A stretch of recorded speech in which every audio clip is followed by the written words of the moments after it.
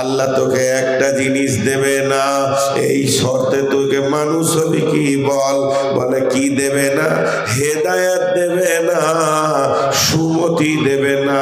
যে জিনিসটা মানুষের ভিতরে ঢুকলে সে আল্লাহকে পায়, রসুলকে পায়, মসজিদ পায়, মাদ্রাসা পায়, হারাম ছাড়ে, হালাল ধরে।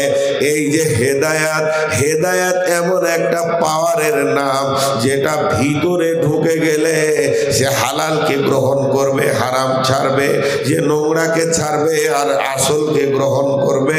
এই হেদায়েতের জ্ঞানটা তোকে আল্লাহ দেবে না। শুকর বলছে আল্লাহর ওলি, দোয়া করতে হবে না, থাক থাক, আমাকে এমনই থাকতে দাও।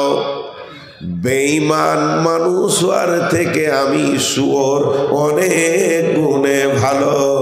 মানুষের মতো জীবন পেল, মসজিদের দরজা দেখতে পেল না, এর থেকে শুকর অনেক গুণে ভালো।